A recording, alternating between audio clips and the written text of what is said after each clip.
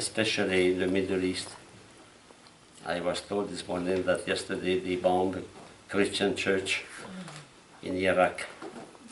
Let us pray for all those people who suffered so much. Hail Mary, full of grace, the Lord is with thee. Blessed art thou among women, and blessed is the fruit of thy womb, Jesus. Holy Mary, Mother of God, pray for us sinners, now and the hour of our death. Amen. Mary, seat of wisdom, pray for us. In the name of the Father, and of the Son, and of the Holy Spirit. Amen.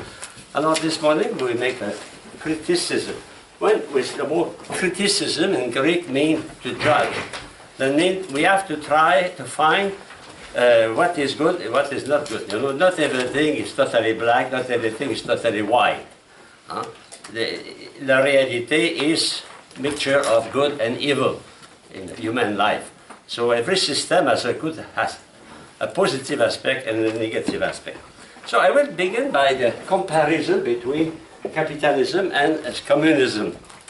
There are many points in common, more than we think. So the reason why many times I say they are twin brothers. One has beautiful shoes, well suited. The other has wooden shoes covered with mud.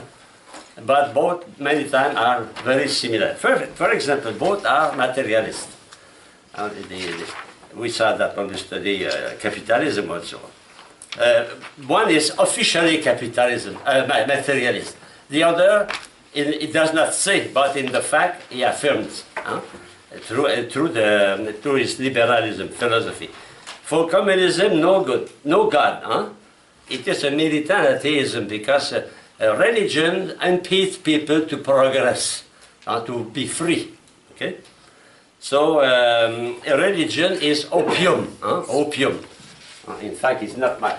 It is fireback. We said that. Fireback. And for the matter, on the other side, no intervention of religion and ethics and economy. Okay, you can be a Christian, you can be a Buddhist, no problem. But that is totally independent from economy, you know, totally independent. So be or not be a believer is not a problem, you know. And religion has nothing to do with it. Separation. For communism, there is no last end because everything ends on earth. The last end is the red paradise on earth. For capitalism, in fact, it is Epicureanism, it is hedonism. Hedonism. So carpe diem, that means pluck the fruit today. Don't want in the future now, enjoy. Because you don't know if tomorrow you will live. Economy on both sides is a science. Is a science. Both are positivist. The science can explain everything, and the economy has strict laws, and we must follow that.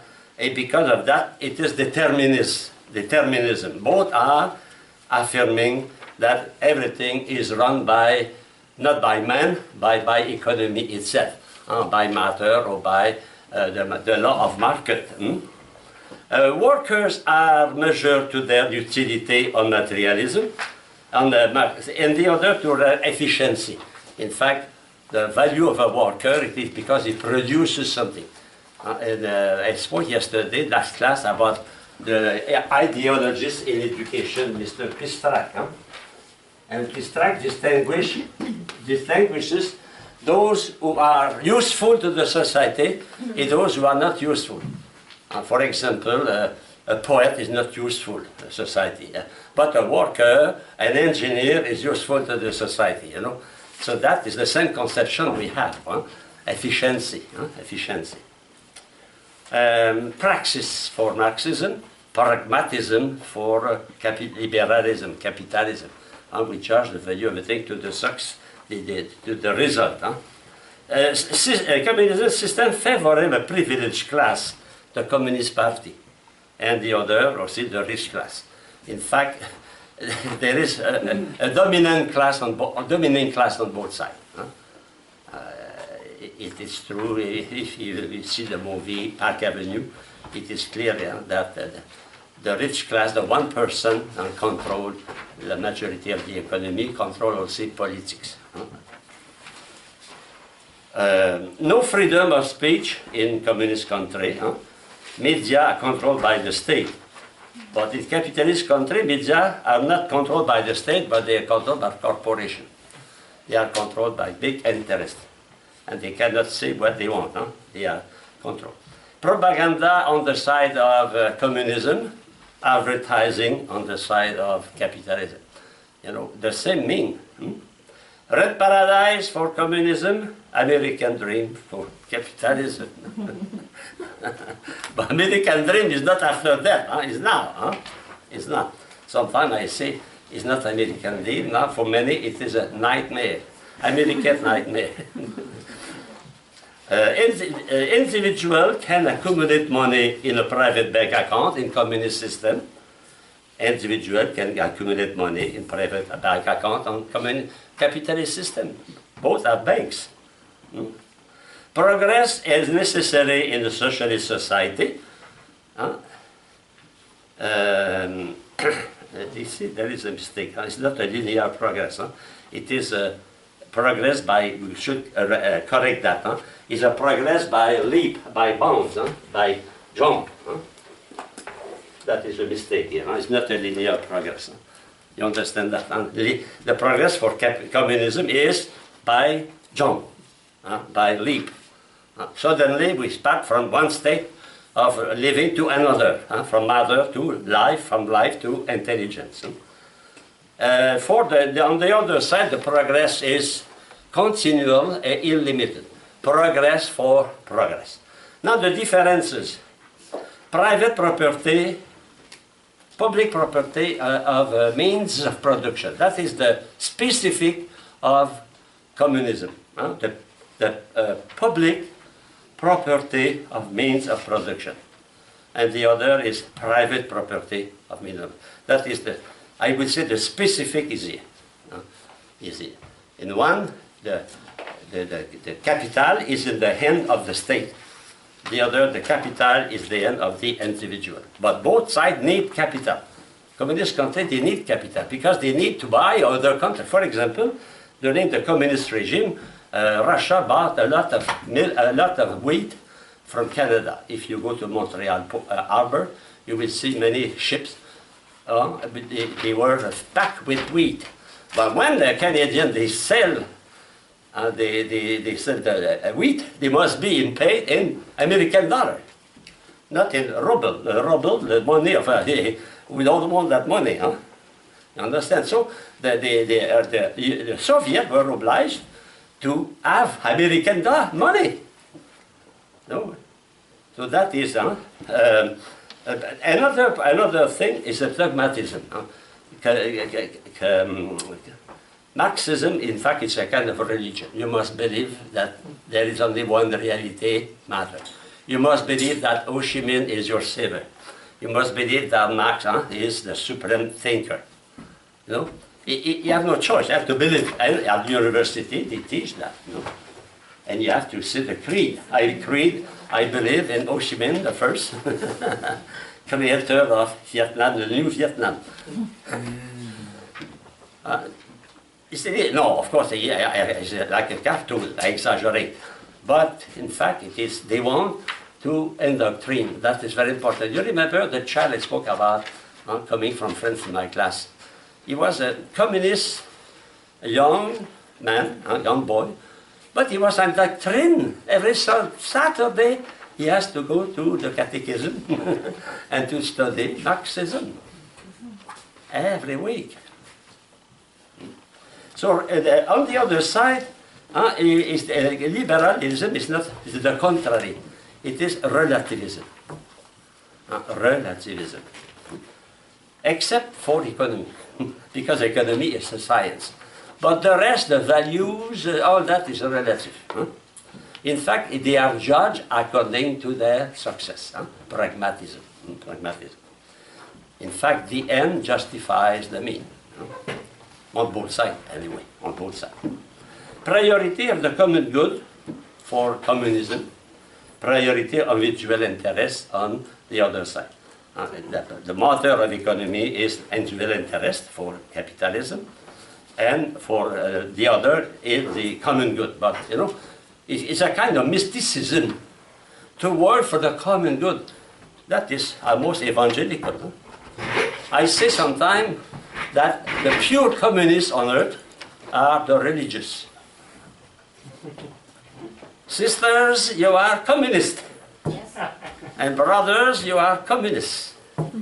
Why? Because you put all your means of production together. In fact, the Act of Apostle, the second chapter, huh? They put everything in common, and nobody was poor among them. They needed nothing, because they put everything. It's a pure communism. In fact, communism is almost an evangelical idea. But you know, even in community, we are, sometimes they want to have more than the other, huh? More comfortable bed than the other. Oh, no, never, never. Everyone wants exactly the same, no. Okay. So the communism is a state capital. That means the capital, the money, for the means of production is the end of the state, and the other is the end of individual. Okay, that go to what I told before. Absolute and necessary intervention of state in economy. Economy must be controlled by the state. The other, no intervention. Why? Because the economy is a pure science, and it is run by the laws, the law of the free market. No intervention at all. The other, complete intervention. They must control everything. Then be careful. Not every communism was the same. I visited many countries, communist countries, because when I was teaching social ethics, I wanted to see what happened in other countries. I went to Russia, Poland, Czechoslovakia, Hungary, Yugoslavia, and I discovered that every country has a different communism. There was not uniformity. For example, in Yugoslavia, Tito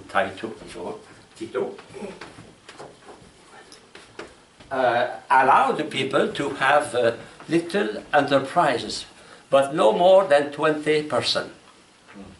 They can employ 20%. Or if they have a restaurant, no more than 20 chairs, 20 places, you know. But it was good. It was a good thing, because that favored a little enterprise. You know, when Walmart arrived in a little town, what happened? All those little stores closed, no? And now they have to work for Walmart. So, you know, I went to Budapest in Hungary. I was surprised. I was the impression I was in the United States. The hotel was American hotel. I discussed with the people. They say, you know, here the government controls 51% of the hotel, 51, and American control 49. So American, we invest in that. American invested in communist country. Don't forget that. Huh? They invested, but they have not the total control. But they were interested to have some profit, benefit. So they formed the same in Zagreb. I was in Zagreb. Same thing. And they told me those who work in the hotel was formed in the United States. In the time of the communist regime. Is that very interesting? That American invested, foreigner invested even in communist country. So you know, not every, I'm sure China, the communism in China is not the same as in North Korea. Huh?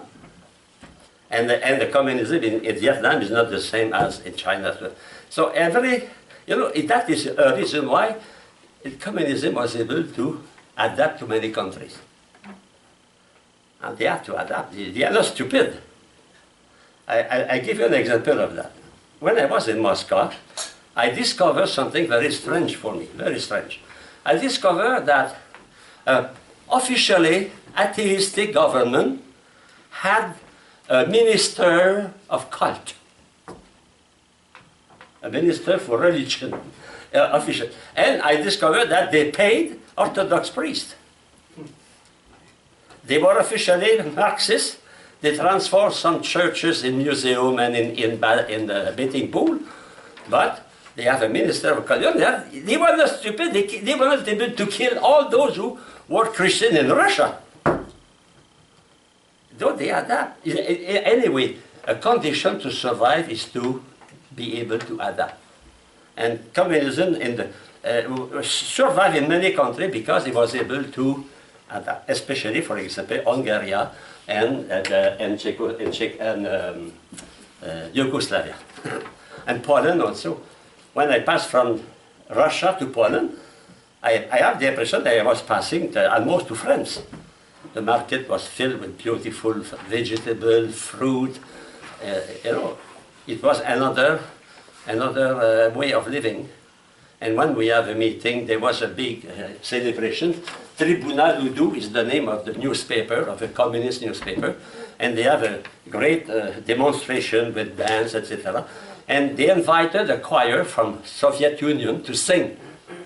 And when the choir began to sing, the people boo, boo, boo, you know. They booed and they say, oh, there is something coming.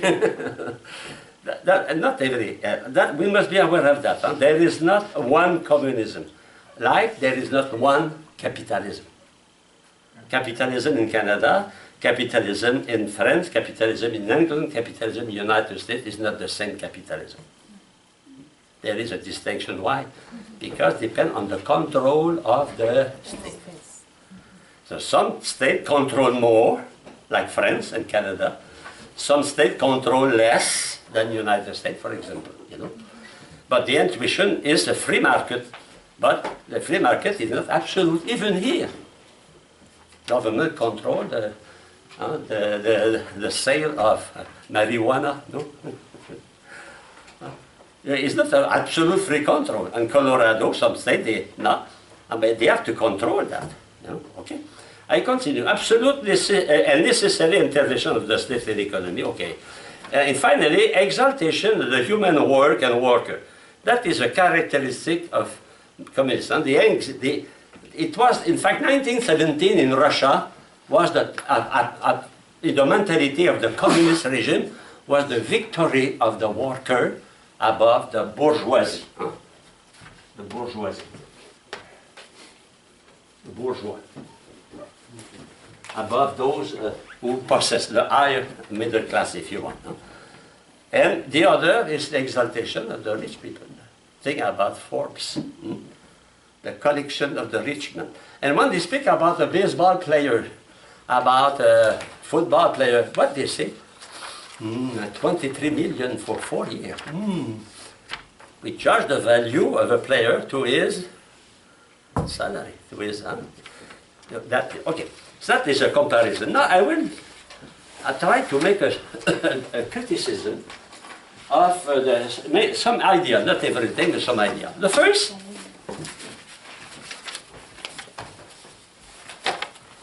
is in fact, it is the criticism of the dialectic of Hegel. You know, Marx takes his idea from two philosophers, Hegel and Feuerbach. You remember that? Very, very important. Huh? From Hegel, he takes his method, and from Feuerbach, he takes his materialism. Okay? So, can we see that that everything is made by contradiction? Because the main idea of a dialectic for Hegel, contradiction is the essence of reality. Every reality is necessarily contradictory. But I told that already, that there is a confusion of language here. In fact, when we speak about contradiction, we should speak more about contrariety. Remember when we studied logic, A, E, I, O.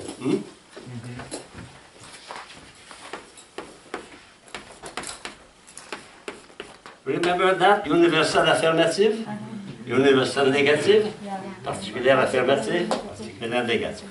And we saw that A and O oppose in contradictory. There is no middle, no middle, contradiction, contradiction.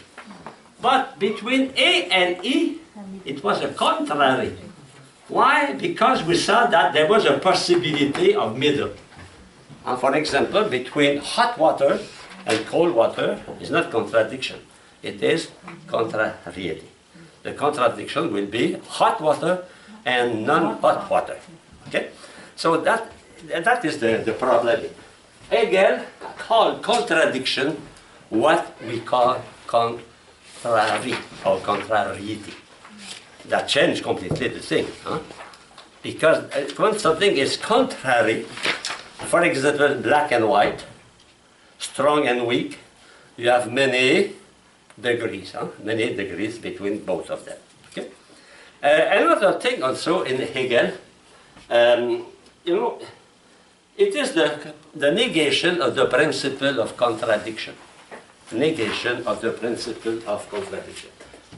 Because if contradiction is the center, is the core of everything, so how we can say a thing exists at the same time a thing does not exist? So we can accept that contradiction, strictly speaking, be the reality. Okay, we can accept contrariety. We can accept that because, for example, you have a good health. Maybe tomorrow you will be sick. So it is in the same subject. There is a contrariety between health and sickness. Not a contradiction. The contradiction will be to be living and tomorrow to be non-living. They are dead. That is contradiction. Okay. Another. Okay. Another idea also in the we have to accept from Hegel is that contradiction explain explain the progress of society by bound. If we reject contradiction, we reject the interpretation of the society progressing by leap, by bound, by jump. For example, in Darwinism, starting from matter to life, and from life to, or in a society, progressing only through revolution. Revolution. That is, because the theory of the necessity of revolution for Marx is based on that idea of contradiction. Because the reality is contradictory, there must be contradiction in the society. And that contradiction in the society is called a revolution. It's not a peaceful change, it is a violent change of region. Because the reality, according to Hegel, is made by contradiction. So if you reject contradiction, and you put contrariety instead of contradiction, then you have to reject all the rest. You remember Stalin, the text of Stalin, and all revolution, all that is based on the idea of Hegel, contradiction at the center. Another idea also, well, we think about that here. Okay, now a second thing, the criticism of economic determinism. Well, that means the economy is determined. But we start that with capitalism. And we remember economy follow the strict laws of nature, and we have not to intervene. No intervention of the state, no intervention of the church. Well, we can say there is a part of truth in that. For the economy is really an important factor in the evolution of a society. So we cannot deny that. We cannot deny that economy is a great factor of changing a society. So that is a reality. But it is not the central factor. What will be the central factor of a changed society according to you as philosopher? The worker? The worker, the man. Man, but the human person. Economy is only a system of facts succeeding one by the other, you know. Who is the other of that? Who is the main actor? Is it the economy or is it the man, the human person? Is the human person. either as a worker or a capitalist or a statesman, you know. Or, you know, in fact, economy is based on human reality. Okay. It is, we cannot deny that we depend on matter for a large part of our life. For example, in California now, there is a great, great problem. You know that, huh? They have money, they have oil, they have electricity, but they don't have water. So they depend on water. So the water is a great important factor in economy. We don't realize that. The water, it is when we have no water that we find the problem, you know. And when we live in water, we turn the tap, we have water. But the thing, when there is no water, industry cannot function. Economy is stopped because of lack of water. You know? So we can, but who will settle the problem? Who will try to find a solution? Economy itself? No. The scientists, the politicians, the workers, the engineer, they are working now together to find a solution to bring water to California. You know? So that is important, because otherwise, of course, for Marx it is logical. Why? Because the first principle, there is only reality, matter. If you start from that, of course. But we cannot accept that. We cannot accept that there is only one reality, and we cannot accept that everything is run by economy. You remember when we last class, we took class before, we saw the superstructure and the infrastructure. You remember that, huh? And for Marx, everything, philosophy, literature, sociology, all that depend on economy. That is the theory of Marx. We cannot, no. Economy depends on. Who changed the history? Is man. Who invented the steam machine? Is man. Papin. No? So we must be attentive to that. Okay. And another thing also, we cannot reduce man to economy, because can we live only with bread, with material things? We live also with ideas. We need to know the truth, not only to have bread to eat. It's not the difference between your cat and you. Your cat has no thirst for truth. He has a thirst for mice. He hunger for mice. But we are hunger for truth and for food, both. But we are not reduced to matter. Okay. Now, so that is economic determinism.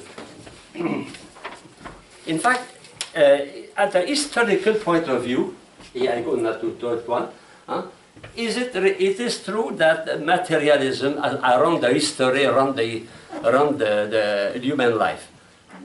You look, for example, in some religion, in the history, we see the influence, extreme influence, for example, of religion. For the Jews, for example, it's clear that their religion, Moses has a great, great influence in their way of living. Look at the text of Leviticus, Deuteronomy, and they indicate even how to deal with others. They indicate even the law of market. It is in the Deuteronomy. It is in the Leviticus. So that is an influence. And think about, on a historical point of view, the spread of Christianity, of Christian faith. Can we say that the expansion of Christian faith was caused by economy? On the contrary, what is the first beatitude? The first beatitude: blessed are the poor. No, we cannot accept that. Explain the history using the materialism, using the theory that everything is caused by economy. And you go to the Renaissance, to the Reformation, Reformation was not caused first by economical problem, was caused by the problem of faith. Of course, there was the problem of indulgences, but it was not the main problem. And the main problem was scriptura sola. What is the source of our faith? Is it? Okay. And even you look at the history, not too far, can we say that economy is the unique cause, for example, of the unification of Europe, for example, after the Second War? No great men work? No, we have great men. Charles de Gaulle in France, Schumann, Charles de Gaulle, Schumann, de Gaulle, Schumann, Adenauer in Germany, Adenauer, Adenauer. And in the past you have Moses, you have Muhammad. They changed the society not because of economy. Muhammad did not create Islam because of economy. Moses was not preoccupied by economy. So we cannot accept that the history is made by economy, by economical facts. So, of course, we accept a part of truth in that. A part of truth that may, for example, we depend on economy, on material things, and some material things change our life. A good example of that is television. Before 1951 in my country, we have no television. After we have television, it is true that the way of life changed. So we cannot deny that.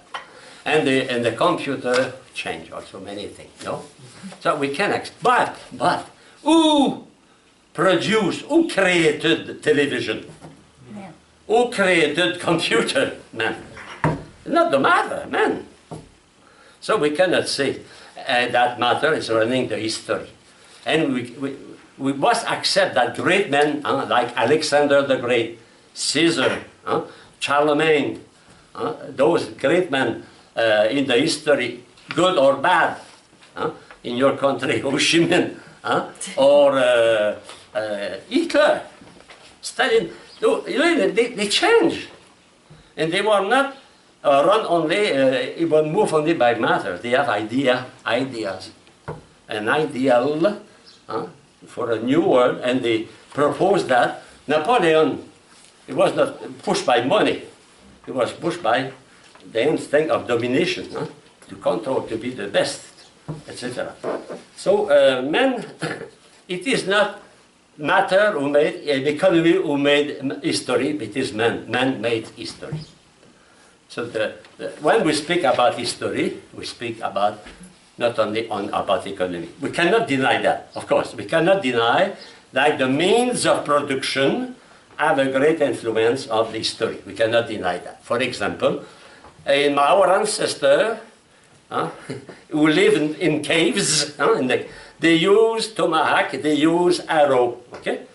Today, when we use a gun and we use a missile, we use atomic bomb. Instead of killing 2-3 persons like Goliath, we train 1,000, hundreds of persons. In Dresden, in Germany, in one night, the Allied bomber, they killed about 250,000 people. It's one of the worst things in the history of the world. We don't speak about those things, you know. We don't have too much. Okay. So now, what is the interpretation of materialist? It is the class theory, struggle theory. That means, you know, the history is made by the fight between the having and the having-nots, between the bourgeois and the workers, between the serfs and the lord, you know. So that is not totally conformed. It is, as Father Fagotti says, it's a gross exaggeration. It is a gross exaggeration. It's not conformed to the history. For example, I give you only one example of that. It is Gandhi. You know Gandhi, Gandhi in India. Okay, Gandhi he make a revolution. He changed his country without using the gun, only by peace, by boycotting the British product. He changed, and British left without using gun. That is a proof again, Marx. We can have a change in the country without using violence. We can change, but too many factors. Huh? You have, in the time of the Roman, Spartacus, in fact, there is only one revolution of slaves, Spartacus, we know in the history, and it was crushed. Huh? In fact, the majority of the people, it was slave. And that endured for a long time. Little by little, Christianism, the Christian faith, we are all brothers, all. You think about St. Paul and Onesimus. Onesimus, your slave, is your brother. Treat him as a brother. Little by little, the mentality. It takes centuries because slavery was suppressed only recently in the United States, no? 100 years, nothing, in the history of the world. So, all that system, of course, we cannot deny. It's true. The means of production influence the transformation of society. But the transformation of society must be made by men. Those men are politicians. Those men are warriors. For example, we cannot deny that when the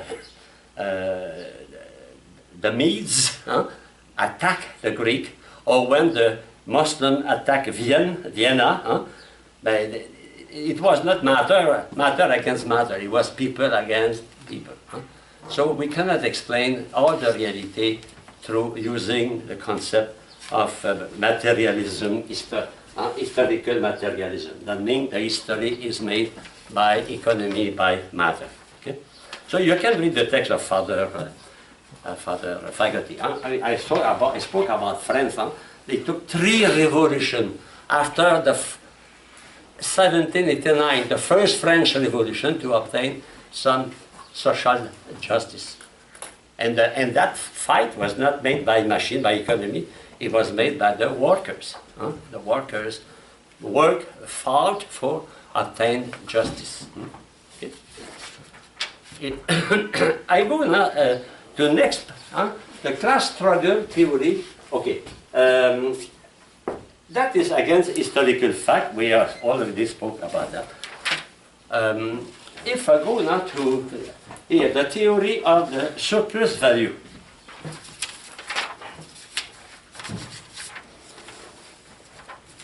I have to find my places. Okay. You remember when a worker produces something, for example, yes. Is that surplus or surplus? Well, surplus, S-U-R-P-L-S. It's spelled wrong. Yeah. S-U-R. Oh, yes. I took my P for an R, surplus. Or super. Sometimes they say also surplus value or super value. We have two translations. Surplus value or super value. I prefer surplus value.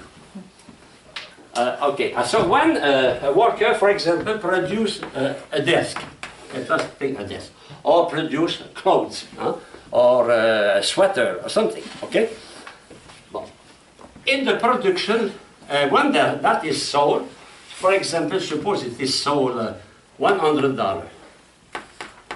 Well, to produce a sweater, you have to buy wool, you have to buy machine. So there is a part of the $100, it is for machine and raw material. Raw material, for example, for the desk, you have to buy wood.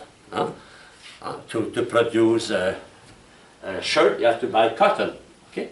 So a part of that is to pay. For example, the $50 are to pay for the the raw material and the machine, because the machine, we cannot have that free. We have to pay those machines. And there is $50 here. Well, $50, it is for who? For those who contribute to the making of that product. Who contribute to that? Two kind of person. The capitalist and the worker. And the worker, we call that the wage, salary, wage. Well, suppose he gave $40 to produce that. So the capitalist, gave $60.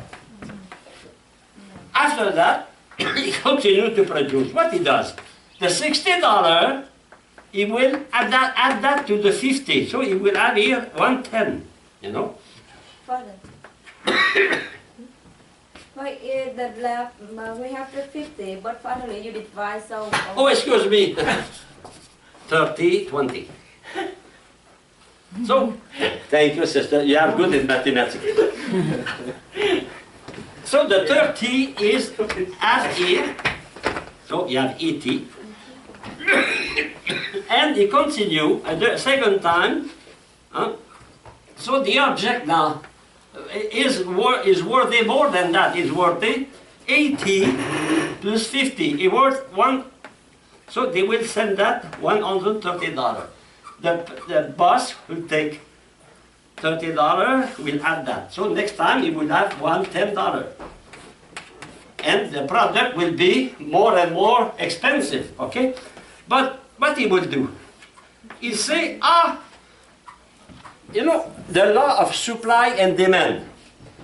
More and more people need job. So if there are many to work for me, I will try to offer the job to the one who will ask the least salary. So I will give only $15 and I will put in my pocket $35. So, you know, here, that part here, according to Marx, is a thief, a theft. It's a theft. Because for Marx, the value of a thing does not depend on the capital, depend on the worker. So, can we say that theory of super values, according to Marx, is true or not true, valid or not valid? So, first, can we say that the value of the work depends only on the worker? No. We must accept also that it is necessary to have a capital. So, it is normal that the capitalist receive some benefit from his investment. And he is allowed to invest anew to progress. He's not a thief. It's a question of justice. And you remember one of the first to propose that in the history of the church is Saint Bernardin of Siena, a Franciscan. He said it is honest for a capitalist, for a man who loan money, to have some benefit of that money. Of course, the money does not produce by itself. The money needs a worker. It is normal that the worker has a salary. And it is normal also that if the benefit of the capitalist is growing, it is normal that the worker has also a growing salary. It's normal to share in what he produces, okay? So labor is not the only one factor. Labor, in fact, the value of things does not depend only on the worker. Depend only on other factors, for example, the market. Because the market, so I give you an example. In 1984, 85, I bought my first computer. It was a Macintosh, 514 kilobytes. I know, you know what is that? It is the half of a floppy disk. You know, the floppy disk, the memory. I paid that $3,000. And I use it. It was a marvel. It was the Cadillac of the computer. Today I say, okay, you want a computer? I will sell my computer. I pay that 3,000. I will make a favor for you. I will send that only $1,000. You will laugh at me, huh?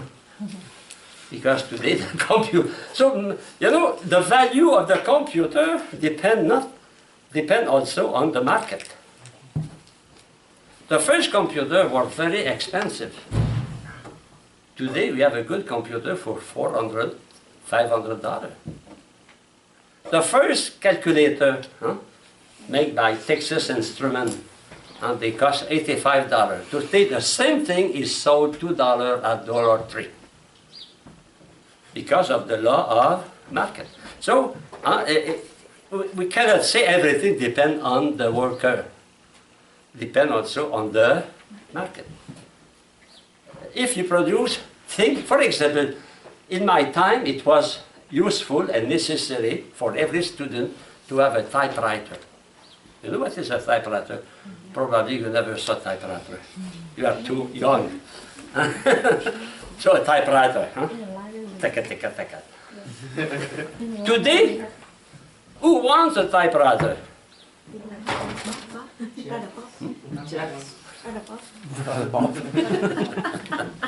Okay, so that is, in fact, what makes the value of a thing? It is also the ability of the thing to satisfy the needs of the person at this moment. You know, my computer was able to satisfy my need in 1985. Today, nobody will use that computer because it can do almost nothing in comparison to what we are doing now. So, that the value of a thing depends on the worker, of course, depends on the capitalist investment, depends also on the market. Yes, brother. That's the cattle market, especially like now, like in America, the cattle. Yeah. Like the price of beef is way high, but because so many cows have the drought and like South Dakota had a bunch of cows die, so that's why. The law of supply and demand, exactly. For example, oranges in Florida this year probably will be very expensive because they were cold. It destroyed a lot of oranges, and there's a little worm attacking orange tree, so they produce less. Therefore, the demand is greater. Therefore, the price will go higher. You know, that is the law of market. It's only to prove that we cannot accept the theory of market for the surplus value. We cannot accept that. The worker is not the unique factor of production. And also sometimes it is the rare thing. Maybe my computer in 1985 has a good value for the, how do we say, the road. They play that on PBS now. You know, antique. Antique. You know, they go from place to antique road, something like that. Huh? As antique, yes, antique. A value, but it's not useful. But it is rare. It is like the letter written by Presley. Presley wrote that. He made that for $50,000. You know, but that is exceptional. Yes, brother. What about something like immaterial, like education, like the knowledge, like for students? Like you see the price of education going up and up, but it depends on many factors. Depend on the salaries of the teacher. Depend on the situation of the country. Depend on the philosophy of the country. For example, in France, it is a right for students to go to university. It is a right. University costs almost nothing in France. So if you want to study a low price, study French, pass your examination at Alliance Française, and you study for almost, because it's all right. You know, there is different. Here, it is very expensive. In Canada, it's much less expensive than here, much less, $5,000 for a year. Depend on the philosophy, many factors. Depend also on the richness of the country. Some countries are so rich. For example, Gabon, close to Cameroon, the government pays the student to study. He gives a salary to the student, he pays the air ticket, the transportation. You should go to Gabon.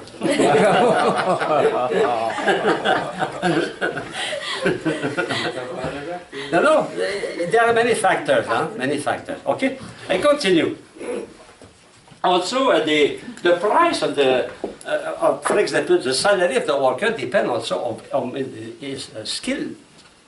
You have a great skill, ability, or not good ability, to be an engineer, to be a pilot, a 747, is has more responsibility than to be the steward in the plane, or the one who put gas in the tank of the plane, you know. So that is also another factor. So the surplus value cannot explain everything. Now another thing, another theory of Karl Marx, he said the capitalism will lead people to pauperism, will create people poorer and poorer. In fact, the history proves that it's not true at all.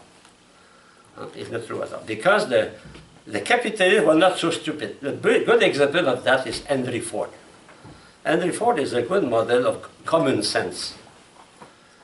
At the time where the company gave the minimum salary, he gave the best salary to his employees. Why? I told that to you, to make my employee the first consumer. If you want people buy, they must have a salary, no? Otherwise, if you don't buy, everything will stop. Suppose Americans decide this year not to buy a car. Because we have no money, we want to put our money. Not a single American this year buy a car. We continue to use the same car for 1 year. What will happen to the American economy? Catastrophe. A catastrophe, why? Because economy depends not only on the producer, economy depends on the consumer. And that is the reason why every company invests about 10% of its capital in advertising. It's huge, 10% in advertising. Because if you want to produce, you have to sell.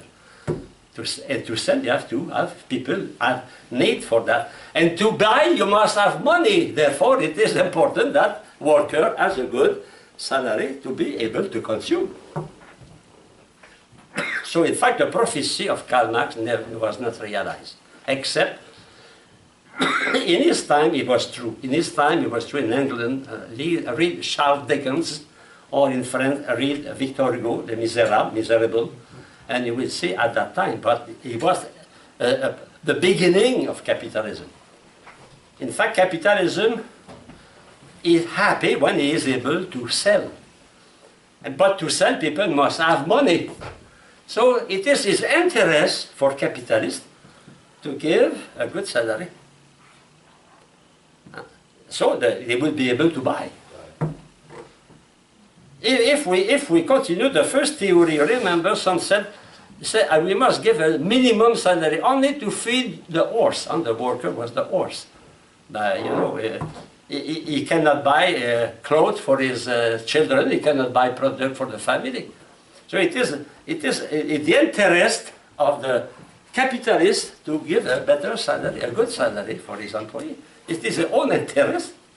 Okay. What is the problem for many countries is to have somebody to buy their product.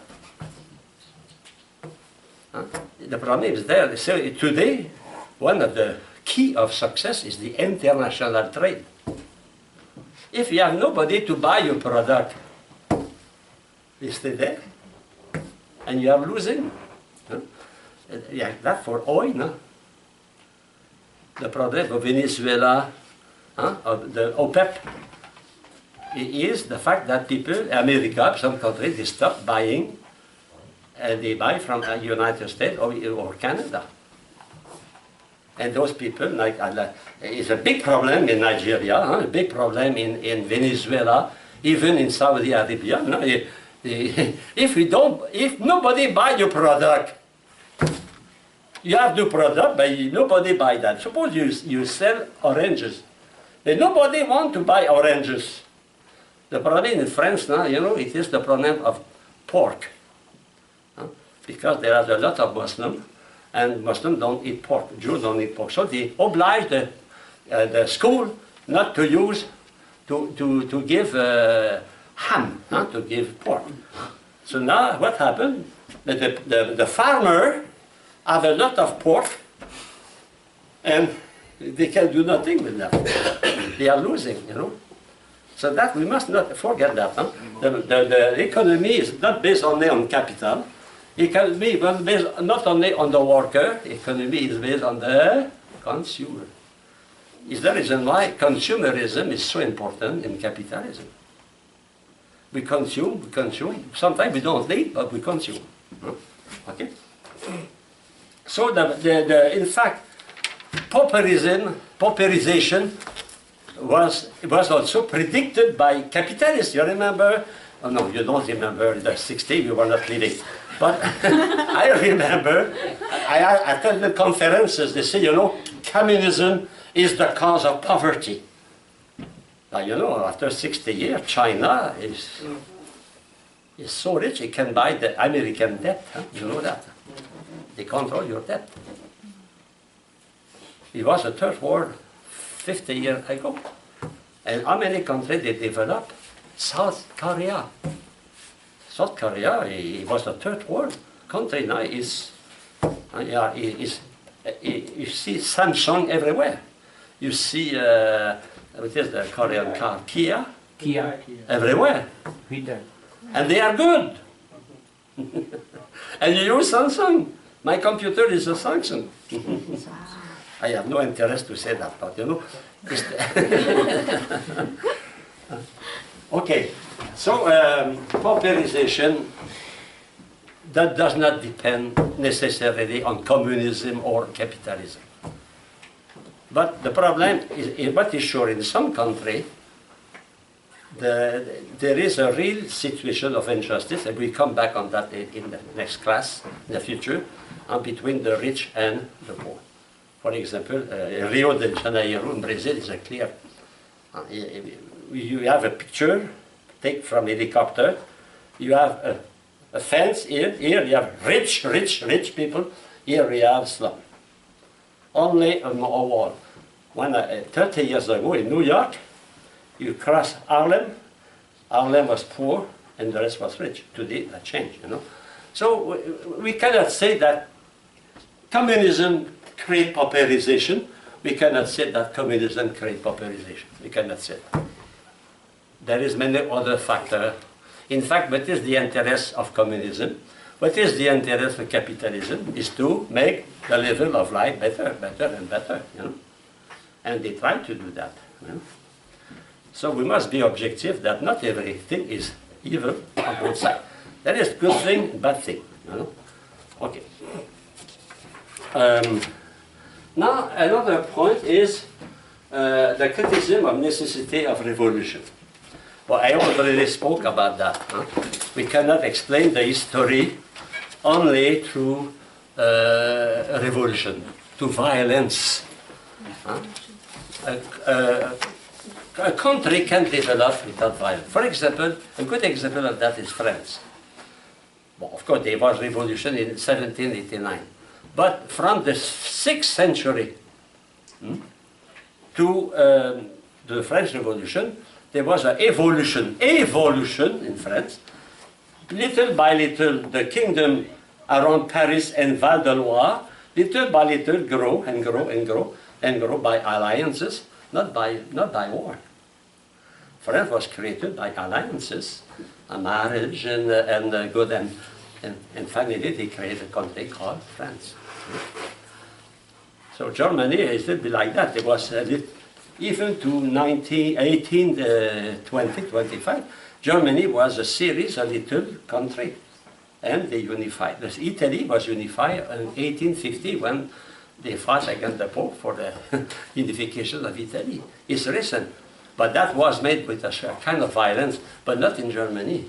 The unification was made You know, like Canada, like United States, of course, United States, to separate from England, you have a revolution, but the creation after of the country was made little by little by little, you know. So a revolution, violent revolution, does not explain the history. It's not true. We cannot accept that. We cannot accept that. In fact, historically speaking, communism was not imposed by the majority. In Russia, who imposed the communism? Only a little gang. You know, we must be attentive. The danger in a society is not the majority. The danger in a society is the active minority. In Russia, a revolution was not the majority, no, a little group. When you go on St. Petersburg, you realize that the famous glorious revolution was very simple. The castle of the Tsar is on the side of the river. A boat, Aurora, arrived in front of the boat, one boat, and some revolutionary in front of the palace. That is the Great Revolution. It's not 1,100, 2,000, 100 and 1,000. No, only that's a little group. But that little group, like, is ISIS. ISIS they are not numerous, but they are very active. We may aware of that. In the history of the church, in the congregation, when there was a reformation, for example, with the Benedictine, a reformation in religious life, it is the majority who decided that? No, only a few one. The reformator of the congregation. Luther was an army to impose Protestantism. You know, that we must be aware of that. History is made not by the majority, history is made by the minority. But active minority. And that active minority as men, as leaders. So that is contrary to the theory of Marx that the history is made by economy, etc. Historically speaking, history is made by people, not numerous, but determined, because the majority of people are passive. Maybe I spoke to you about the book that was written on the efficiency of company. For about 20 years, there was a study in the United States to study the efficiency of company. How many people work? And he discovered, I told that to you, I think, that the 80% of the work in a company, in any organization, even the Knights of Columbus, 80% of the work is accomplished by 20% of the employee. That is, we call that the law of Pareto or something like that. I don't know. Anyway, and for 13 years, the same inquiry was made in the Catholic Church in the United States. The same. But you know the result? 80% of the activity in the church are accomplished by 7%.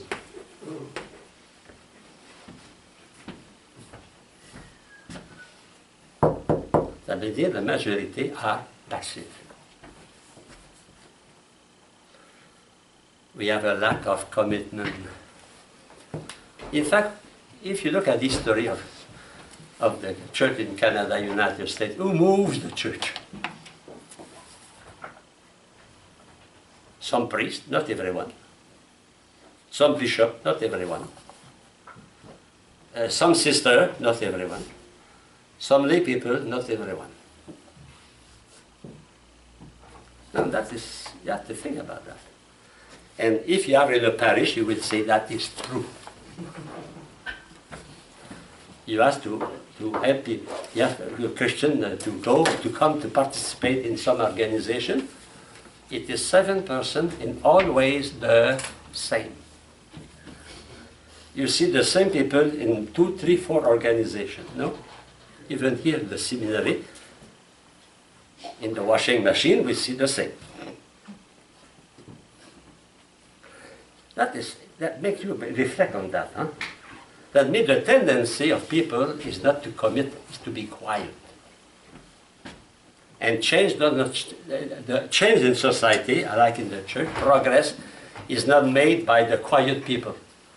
It's made by those who are leaders, who want to transform, you know. And that is the minority. That means who run the history, the minority. You go to election, you vote. Why do you vote? Because you are moved by what? By some politician. You have a demonstration, of course you have a demonstration for pro-life, that is wonderful. 400,000 people, 300,000. But in comparison, there's 60 million Catholic. Yeah, it's 7%. You know, be aware, in the same, if you become superior in the congregation, you become a parish priest, you become a social worker, accept that phenomenon. It is a phenomenon in every society. The majority is silent. The majority is passive. The majority is like sheep, a flock of sheep. They are led to the slaughter, and they don't know, and they feel the leader. Okay? Is the reason why communism much more aware of that. He said we must form leaders. In fact, what is the Communist Party? For Marx, is Lenin, is Stalin, are the leader. In fact, in China, who is running the country? The leader, the Communist Party, is a formation of leaders. Of course, there is no freedom in those countries. But here there is freedom. How many people they accept to work in politics, to work in social organization or caritative organization? I was in Paris last week, and you know, the Paris priest told me, little and more the people participating are diminishing. One of the diseases of the 20th century in the world in general, especially in our capitalist world, is the lack of commitment. Lack of commitment. Okay. Finally, communism was recognized it is a utopia. It is to prove that if it was spontaneous, it was not necessary to force people with a gun to become communist. Are you forced by a gun to become a brother or a sister? You are communist because you want to be communist. No? Nobody say, hey, become a sister, otherwise you will be executed. No. But communism is imposed by violence, without the respect of the human rights. In fact, the weakest, the weakness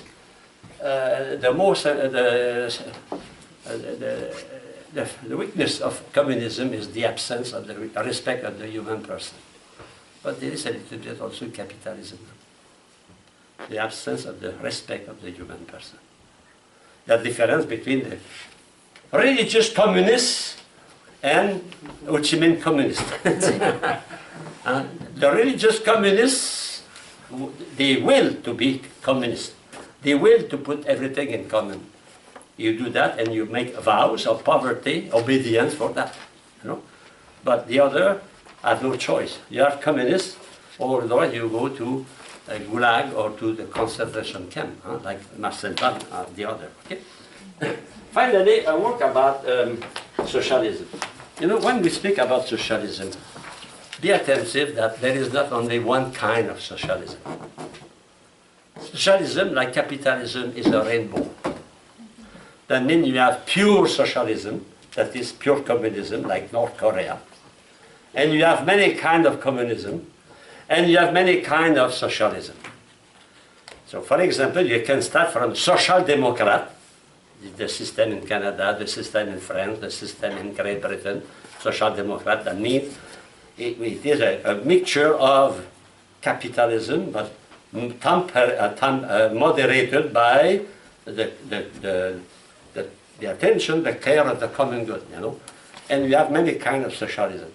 So not every socialism is communist, but communism is socialism. Is a one. What is the character of socialism? Is to make the first importance not on the individual.